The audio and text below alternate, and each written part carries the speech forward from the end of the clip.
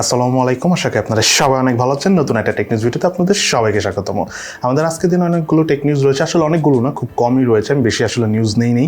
তার কারণ হলো, শুরুতে একটা জিনিস আপনাদের সাথে শেয়ার করি, সেটা হলো আসলে আমাদের শরীরে যত অঙ্গ প্রত্যঙ্গ রয়েছে এগুলো তো আসলে আল্লাহ প্রদত্ত। সো ওইভাবে দেখা যাচ্ছে যে আপনি যখন কোনো একটা অঙ্গ প্রত্যঙ্গ চেঞ্জ করবেন তখন দেখবেন যে একটার জন্য আরেকটাতে প্রবলেম হয়, যেটা আমরা মোবাইলের ভাষায় যদি বলি অপটিমাইজেশন রিলেটেড প্রবলেম হয়। যেমন আমার দাঁতে খুব ব্যথা ছিল, সো দুটো দাঁত আমি একসাথে রিপিট করতে দিয়েছি এবং রিপিট করা কাজ যখন আমি শুরু করেছি হঠাৎ করে দেখতেছি যে আমার অনেক ঘুম পায়। দেখা যায় সকালবেলা ঘুম থেকে ওঠার পরে মনে হয় যে আমি মনে হয় সারা রাত মাটি কেটে এসেছি, মানে এতটাই টায়ার্ড লাগে। এটা প্রথমে বুঝি নাই, পরে অনলাইনে সার্চ করে আস্তে আস্তে দেখতে পেলাম যে আপনি যখন দাঁতে কাজ করবেন এই দাঁতের এখানে অনেক নার্ভ থাকে, সেই নার্ভ থেকে অনেক সময় সেটা ব্রেনে যে ইফেক্ট হয়, দ্যাটস ওয়াই এরকম খারাপ লাগে। সো প্লিজ আপনাদের কাছে একটা রিকোয়েস্ট থাকবে, দাঁত থাকতে দাঁতের মর্যাদা নিন, কারণ দাঁতের সমস্যা হলে এটা ঠিক করা যেমন এক্সপেন্সিভ, তার থেকেও বড় কথা হলো ঠিক করার সময় অনেক কষ্ট হয়, দেন আপনার সামগ্রিকভাবে কিছুটা হলেও ক্ষতি হয়, আর যেটাকে আপনি বলতে পারেন যে আলটিমেটলি আপনার মধ্যে একটা অপটিমাইজেশন রিলেটেড প্রবলেম হয়। আই হোপ এই বিষয়টা আপনাদের সবারই ভালো লাগবে এবং সবাই আই থিঙ্ক এটা মেনে চলবেন। যাই হোক, আমরা প্রথমে দেখিনি এই মুহূর্তে রাইট নাও পৃথিবীর সবচাইতে দামি ছবি কোনটা, সেটা হলো আপনার স্ক্রিনে দেখুন। আই থিঙ্ক এই ছবি দেখে বুঝে গিয়েছেন যে এই মুহূর্তে পৃথিবীর সবচেয়ে দামি ছবি এইটা। এনিওয়েজ, আমাদের আজকের দিনে নাম্বার 1 টেক নিউজটা হলো জাপানে রাইট নাও হঠাৎ করে তাদের যে টয়োটা যে কোম্পানি রয়েছে, গাড়ি ম্যানুফ্যাকচারিং কোম্পানি, তারা হঠাৎ করে তাদের প্রোডাকশন বন্ধ করে দিয়েছে, বিকজ তাদের ম্যানুফ্যাকচারিং কোম্পানি যেই টেকনোলজিক্যাল সেক্টরটা রয়েছে সেখানে সাইবার হামলা হয়েছে বলে তারা ধারণা করতেছে। বাট তারা সেটা প্রকাশ করেনি, তারা একদম সম্পূর্ণ প্রোডাকশন বন্ধ রেখেছে জাপানের প্রায় 14টা কোম্পানিতে। অর্থাৎ ওয়ার্ল্ডে জাপান প্রতি বছর জাপানের টয়োটা প্রায় 85 লাখের মতো গাড়ি তৈরি করে। বাট এইভাবে যদি বন্ধ রাখে এবং মানে ওয়ার্ল্ডের যতগুলো দেশ আছে তার মধ্যে মানে 1/3 প্রোডাকশন জাপানি হয়, সো পার ডে 13,000 করে তাদের প্রোডাকশন কম হতে থাকবে। কিন্তু তারা সব জায়গায় বলেছে system failure, but ultimate reason হলো তাদের টেকনোলজিক্যাল সেক্টরে বা ল্যাবে সম্ভবত সাইবার হামলা হয়েছে, দ্যাটস তারা এটা করতেছে।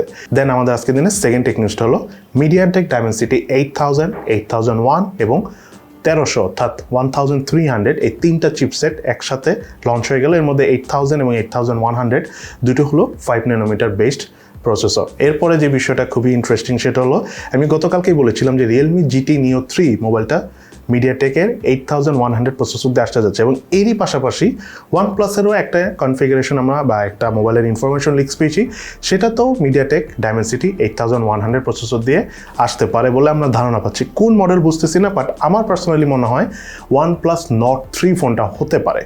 দেখা যাক। OnePlus Nord 2-তে আমরা অনেক ব্লাস্টিংটা দেখেছি, OnePlus Nord 3-তে আশা করি এই ব্লাস্টিং প্রবলেমটা সলভ করে দেন আসতে যাচ্ছে।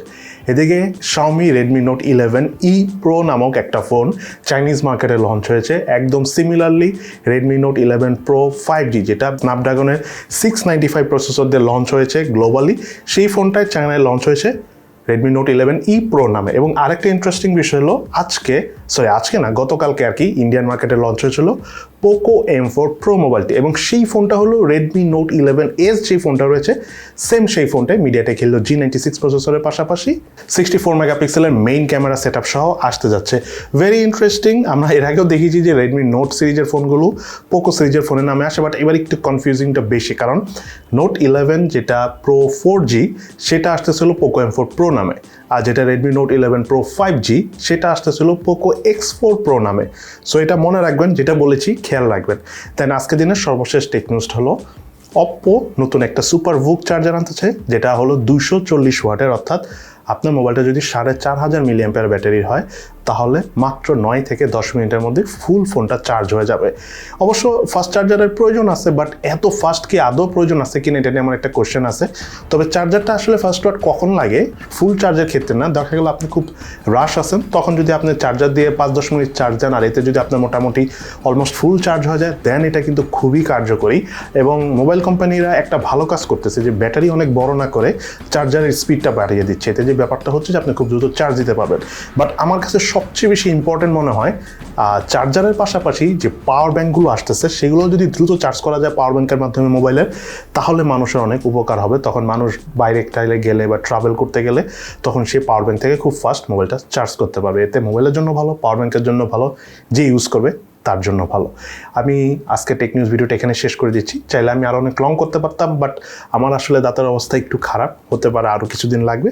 ঠিকঠাক হয়ে গেলে আপনাদের কাছে নিয়মিত অনেক ভিডিও নিয়ে আসবো, কারণ আমার হাতে অনেকগুলো ফোন রয়েছে রিভিউ আনার কথা, বাট আমি এখন আসলে বললামই তো এক্সেসিভ টায়ার্ড লাগে সারাদিন, দ্যাটস অনেক ভিডিও আমি করতে পারছি না। তো খুবই সুন আস্তে আস্তে ভালো ফিল করলে আপনাদের কাছে প্রত্যেকটা প্রোডাক্টেরই রিভিউ আমরা নিয়ে আসবো। তো সবাই ভালো থাকেন, সুস্থ থাকেন, ইনশাল্লাহ দেখা হবে ফিউচারে।